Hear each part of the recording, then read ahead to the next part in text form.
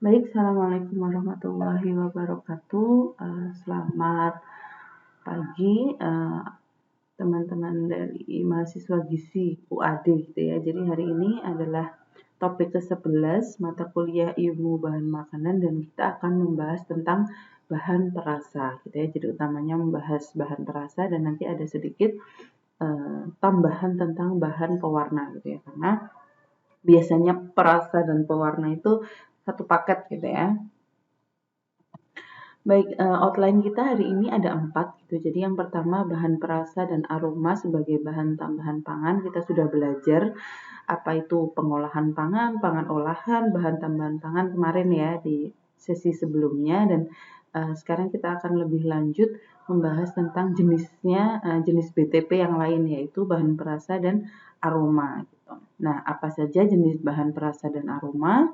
Lalu ada bahan tambahan pangan lain yaitu pewarna. Lalu ada juga kasus-kasus kesehatan terkait penggunaan BTP gitu ya. Nah, kita masuk yang pertama, jadi bahan perasa sebagai BTP gitu. Jadi menurut peraturan BPOM nomor 11 tahun 2019 yang termasuk bahan tambahan pangan yang memberikan rasa dan aroma itu ada 3 gitu. Jadi di peraturan BPOM ini tidak disebutkan satu kelompok besar misalnya bahan perasa gitu enggak, tapi dia ada kelompok-kelompok yang memang memberikan rasa dan aroma. Nah, itu ada 3. Yang pertama pemanis atau sweetener, baik pemanis alami maupun pemanis buatan. Lalu ada penguat rasa atau flavor enhancer, lalu perisa atau flavoring gitu ya. Jadi nanti masing-masing punya karakteristik tersendiri yang akan kita bahas lebih lanjut gitu ya. Nah, kita masuk yang kedua, jenis bahan perasa dan aroma. Ini yang pertama kita masuk dulu ke pemanis atau sweetener gitu, yaitu bahan tambahan pangan yang memberikan rasa manis pada produk pangan. Nah, ini mungkin teman-teman sudah cukup familiar gitu ya. Jangan diminum karena itu banyak pemanis buatannya misalnya. Nah, tapi ternyata bahan tambahan pangan pemanis itu bukan hanya yang buatan saja gitu ya, tapi ternyata ada juga jenis yang alami. Jadi bahan tambahan pangan pemanis itu dibagi menjadi 2, pemanis alami dan pemanis buatan gitu. Dan gula meskipun memberikan rasa manis tetap bukan termasuk dalam bahan tambahan pangan pemanis gitu ya. Jadi gula itu biasanya tetap masuk ke bahan baku gitu. Jadi dia ditulis di komposisi gitu. Tidak termasuk sebagai bahan tambahan pangan. Nah, ini perbedaannya. Jadi pemanis alami itu adalah pemanis yang ditemukan pada bahan alam meskipun prosesnya secara sintetik atau fermentasi. Jadi misalnya isomalt, isomaltitol, taumatin, glikosida steviol. Nah, ini glikosida steviol ini sedang banyak digunakan gitu ya untuk produk-produk diet gitu. Lalu ada maltitol dan maltitol sirup, laktitol, silitol, dan eritritol.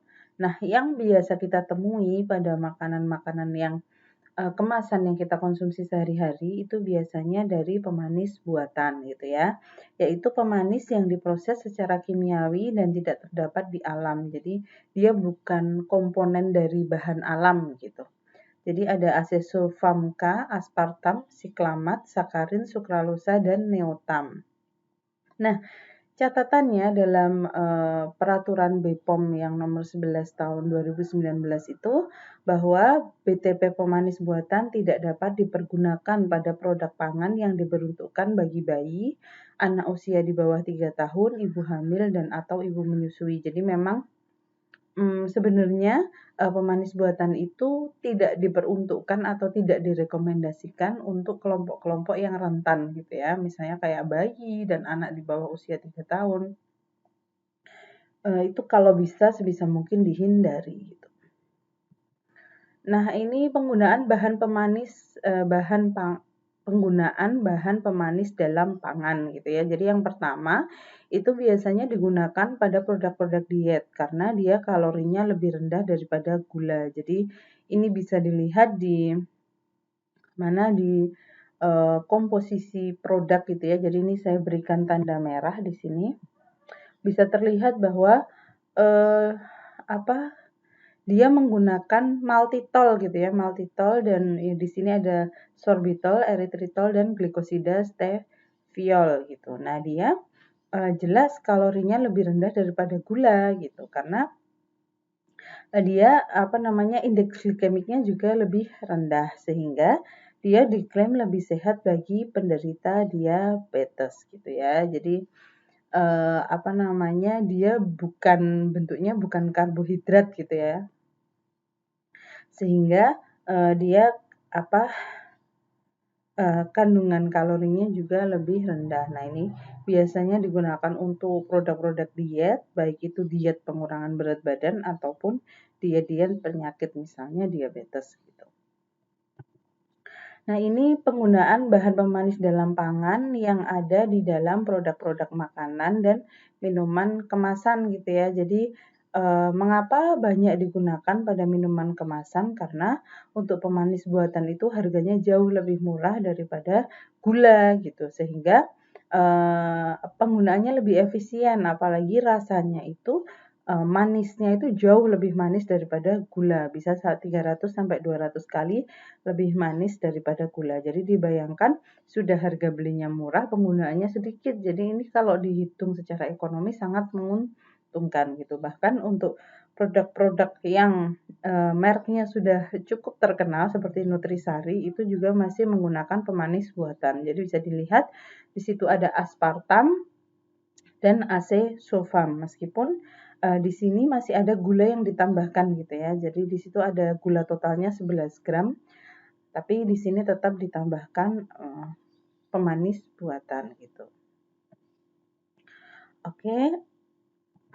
Nah, ini tadi kita belajar ya bahwa pemanis buatan itu sebenarnya tidak boleh ditujukan untuk konsumsi kelompok rentan. Jadi misalnya bayi, balita, ibu hamil dan menyusui. Namun biasanya label peringatan dipasang itu sangat kecil dan produk diperjualbelikan secara bebas. Jadi ini adalah salah satu contoh yang saya lingkari merah, bisa dibaca.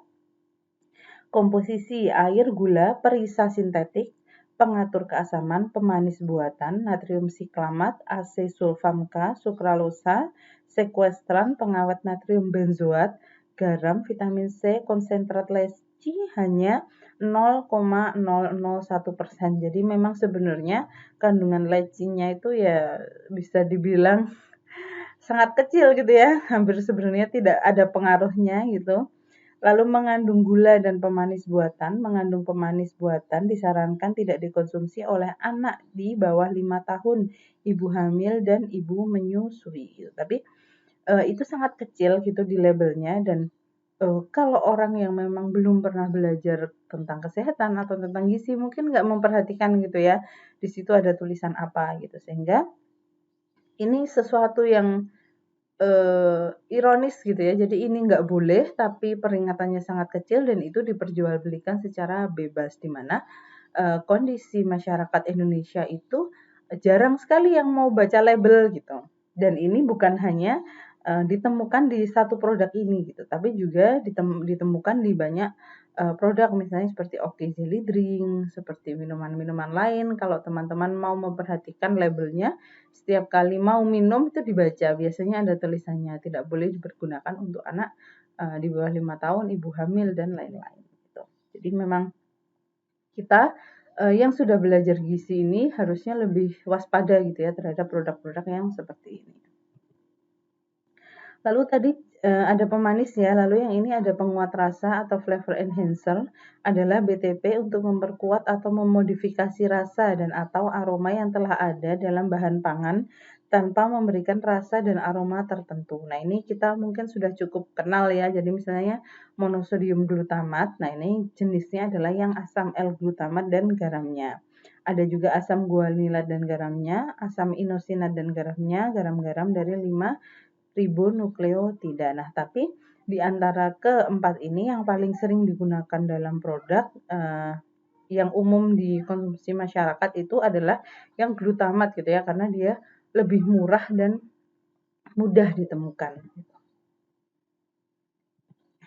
Nah, ini yang selanjutnya adalah perisa atau flavor. Jadi Flavor ini di BPOM yang 11 2019 itu ada, tapi dia tidak dijelaskan lebih lanjut. Maka saya mencoba mencari referensi lain, ternyata ada peraturan tersendiri tentang flavor, yaitu Peraturan Kepala BPOM RI nomor 22 tahun 2016 yang menjelaskan tentang penggunaan perisa gitu ya. Jadi perisa adalah bahan tambahan pangan berupa preparat konsentrat dengan atau tanpa ajudan perisa yang digunakan untuk memberi flavor dengan pengecualian rasa asin, manis, dan asam gitu. Karena kalau asin itu sudah ada garam, manis itu juga sudah ada pemanis, lalu asam itu kalau tidak salah ada pengatur keasaman juga gitu. Jadi ada beberapa yang memang ditambahkan untuk mengatur kadar keasaman sebuah produk gitu.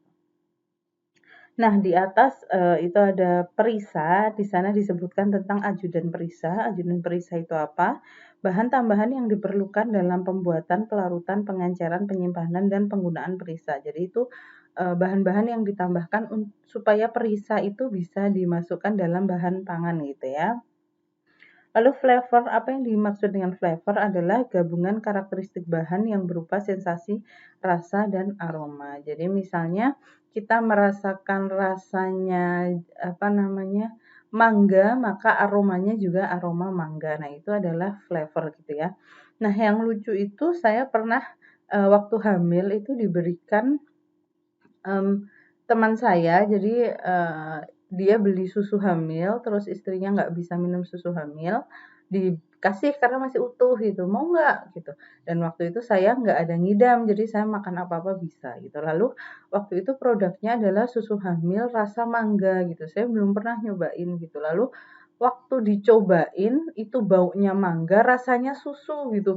Saya sampai sekarang masih merasa bahwa itu sangat aneh gitu, karena nggak sinkron antara rasa susu dengan mangga gitu ya. Kita tahu bahwa rasa susu itu rasanya agak enek gitu ya, manis dan pekat gitu. Dan sebenarnya rasa mangga itu kalau di otak kita itu yang terekam itu rasa mangga itu adalah rasanya seger gitu ya, buah mangga gitu kan. Jadi ketika yang dimakan itu tidak cocok dengan dengan aromanya dan juga dengan apa ekspektasi kita karena sudah tahu sebelumnya pernah makan mangga gitu, akhirnya jadi rasanya jadi nggak karu-karuan gitu ya. Dan kayaknya produk itu juga tidak bertahan lama gitu, karena tidak ada penerimaan masyarakat terhadap rasanya juga rendah gitu. Baik, kita akan lanjut ke jenis perisa. Jadi senyawa perisa itu jenis perisa itu ada yang pertama disebut sebagai senyawa perisa. Nah, ini dibagi menjadi 3, senyawa perisa alami, identik alami, dan artifisial. Lalu ada bahan baku aromatik alami berasal dari tumbuhan atau hewan yang lazim digunakan dalam pangan. Jadi misalnya seperti daun salam, bubuk cabai, daun jeruk itu kan punya aroma khas ya gitu, dan biasa memang kalau kita masak itu dimasukkan dalam pangan gitu. Lalu preparat perisa berasal dari tumbuhan atau hewan yang lazim atau mempunyai riwayat penggunaan di dalam pangan dan telah mengalami proses fisik, mikrobiologi atau enzimatis. Jadi kalau ini sudah diekstrak gitu ya, misalnya minyak jeruk, ekstrak teh, paprika oleoresin, bubuk keju, dan ekstrak ragi gitu. Nah, ada juga yang perisa asap. Jadi dia memberikan flavor dan aroma seperti yang diasap gitu. Nah, ini mengandung benzoapiren maksimum 0,03 mikrogram per kilogram berat badan gitu ya. Oh sorry, mikrogram per kilogram produk gitu, sorry, bukan per kilogram berat badan. Lalu perisa hasil proses panas, jadi mengandung 3 monokloropropan 1,2 diol atau disingkat menjadi 3 MCPD. Nah, ini cuma sebagai wawasan saja gitu ya. Biasanya kalau kita baca di di komposisi sudah ada keterangannya, jadi perisa gitu, apa jenisnya gitu. Karena perisa itu banyak sekali dan tidak mungkin bagi kita untuk menghafal satu persatu gitu ya, kecuali kita memang nanti berkecimpung di BPOM misalnya, yang harus mensertifikasi atau memeriksa produk-produk yang mengandung perisa. Nah, ini saya ambil dari pelatihan penyelia halal, jadi ada beberapa contoh bahan pangan gitu ya. Jadi misalnya kita pengen menirukan flavornya pisang. Nah, ini biasanya yang memberi karakter itu jenisnya adalah flavornya adalah isoamil asetat gitu. Kalau jeruk lemon itu sitral gitu. Nah, ini bisa dibaca dan cukup kompleks gitu ya, nggak usah dibahas satu persatu. Yang jelas kita tahu bahwa memang ada bahan-bahan tertentu yang bisa digunakan untuk memberikan karakter gitu ya. Jadi memberikan flavor sesuai jenis makanan. Misalnya kita pengen membuat roti pisang supaya rasa pisangnya lebih kuat, kita tambahkan dengan flavor misalnya. Nah, ini contoh formula flavor. Jadi flavor itu bisa saja hanya terdiri dari satu flavor, jadi satu perisa yang ditambahkan, atau bisa juga menggunakan beberapa jenis perisa yang digabungkan sehingga membentuk flavor khusus gitu ya. Misalnya kayak flavor coklat, flavor kopi gitu, flavor tom yum misalnya. Ini bisa dibaca gitu ya. Nah, yang ketiga, ada yang BTP lain yang juga sering digunakan dalam pangan, yaitu pewarna. Ini saya tambahkan sedikit untuk wawasan saja. Lalu pewarna adalah BTP berupa pewarna alami dan pewarna sintetis. Jadi bisa alami, bisa sintetis yang ketika diaplikasikan pada pangan mampu memberi warna atau memperbaiki warna. Nah, ini ada yang alami dan buatan. Ini ada bedanya. Yang pertama yang alami adalah pewarna yang dibuat melalui proses ekstraksi, isolasi, atau derivatisasi atau sintesis parsial dari tumbuhan, hewan, atau sumber alami lain termasuk pewarna identik alami. Misalnya kurkumin memberikan warna kuning gitu ya. Kurkumin itu pada kunyit. Kurkuma, itu zat aktifnya kurkumin. Nah, zat aktif dalam kurkumin ini juga manfaatnya banyak gitu ya, bukan hanya sebagai pewarna. Karmin dan ekstrak kokineal itu merah, klorofil itu hijau, karamel coklat, beta karoten biasanya kuning orange gitu ya. Lalu ada juga pewarna buatan yang dibuat secara kimiawi. Nah, ini tartrazin itu banyak sekali. Kalau teman-teman nonton snack, keripik-keripik, ciki-ciki kayak gitu, itu tartrazin itu banyak sekali digunakan. Ya, warnanya kuning. Lalu ada juga kuning quinolin, karmoisin, itu juga karmoisin beberapa kali saya baca, tapi saya lupa produknya apa. Kalau tartrazin tuh banyak. Ponseau itu 4R itu juga banyak. Dia warnanya merah, agak merah bata gitu sepertinya. Nah, ini sebenarnya Ponseo itu di mana di luar negeri sudah tidak boleh, tapi di Indonesia masih boleh. Lalu ada juga eritrosin merah gitu ya. Lalu biru berlian. Biru berlian itu banyak digunakan di produk kalau dulu itu minuman, saya lupa namanya apa, yang warnanya itu ungu biasanya, Fanta Fanta, warnanya ungu tuh biasanya kombinasi biru berlian sama apa gitu. Saya lupa, saya sukanya bacain label itu. Pepsi juga sebenarnya pakai biru berlian. Lalu ada juga merah alura. Merah alura itu sepertinya saya pernah baca juga, tapi di minuman juga gitu. Minuman-minuman yang warnanya cerahnya kayak Fanta. Gitu ya. Jadi memang banyak sekali sebenarnya kita itu dilingkupi bahan tambahan pangan gitu ya, di semua produk yang kita konsumsi, yang terutama yang kemasan itu biasanya ada bahan tambahan pangan di dalamnya gitu ya. Tinggal kita itu mau waspada atau enggak gitu. Dan maksudnya kita harus menyadari itu dan kalau bisa tidak terlalu banyak mengkonsumsi makanan-makanan yang seperti itu. Itu apalagi yang warnanya terlalu cerah misalnya. Gitu ya. Oke, kita masuk ke outline yang terakhir, kasus-kasus kesehatan terkait penggunaan BTP. Jadi ini sebuah jurnal yang saya temukan gitu. Jadi tentang studi kasus terhadap zat pewarna, pemanis buatan, dan formalin pada jajanan anak di SDN Telaga Murni 03 dan Tambun, Kabupaten Bekasi. Jadi latar belakang dari jurnal ini adalah dengan banyaknya kasus keracunan gitu ya. Jadi keracunan itu ternyata hampir 40% itu karena konsumsi jajanan. Dan 23,04% itu karena zat kimia gitu. Nah, Eee, Peneliti ini melakukan, uji coba dengan mengambil sampel jajanan anak sekolah gitu ya, nanti saya berikan soft file-nya karena perlu juga untuk mengerjakan tugas.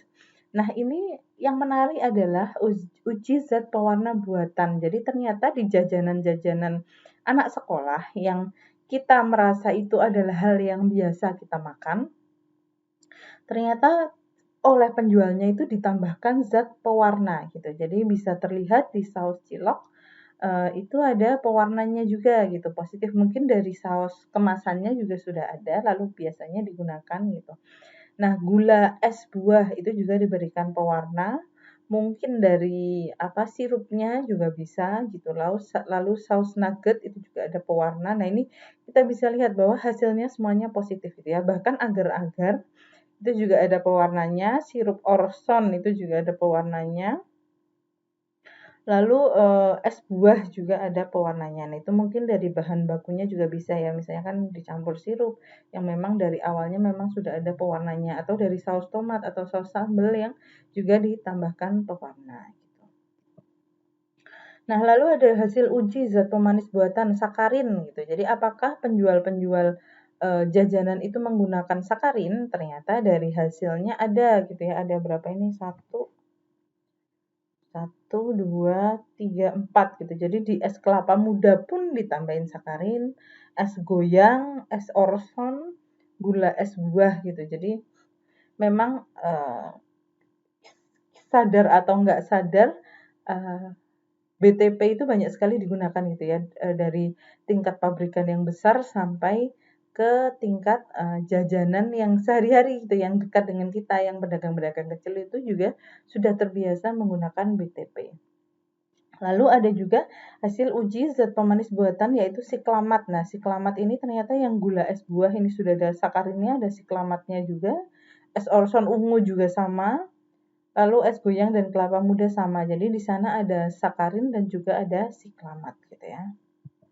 Nah, baik, jadi itu menarik bagi saya karena ternyata ya itu tadi, jajanan-jajanan di sekitar kita itu ternyata, eee, tidak bisa diabaikan gitu ya, tidak bisa diabaikan bahwa di sana itu juga dicampur bahan tambahan pangan, di mana kalau penggunaannya itu kalau kita beli produk, yang apa namanya, yang skalanya besar mungkin sudah tersertifikasi BPOM itu mungkin malah terkontrol gitu ya. Nah, masalahnya itu justru malah kadang tidak terkontrol ketika itu digunakan oleh pedagang-pedagang kecil yang tidak punya apa, takaran gitu ya. Jadi berdasarkan, eee, uji rasanya penjualnya gitu. Jadi, wah ini masih kurang, mencolok, wah ini masih kurang, manis misalnya. Nah, ditambahkan sesuai takarannya penjualnya, di mana penjualnya kadang pengetahuan terhadap keamanan pangannya juga rendah. Jadi itu biasanya menjadi pencetus keracunan gitu ya. Jadi misalnya setelah makan makanan yang kita beli jajanan rasanya ada merasa manis yang tertinggal misalnya, manis yang pahit gitu, biasanya itu, manis buatan atau misalnya rasanya terus pusing kayak gitu, mungkin ada penggunaan BTP yang tidak tepat gitu. Jadi itu, perlu diwaspadai gitu ya. Nah, hari ini kita ada tugas dan nanti akan saya jelaskan di, sesi online ya, sesi yang sinkron gitu. Jadi untuk materinya sekian saja. Terima kasih dan selamat mengerjakan tugas. Saya tutup. Billahi taufiq wal hidayah. Wassalamualaikum warahmatullahi wabarakatuh.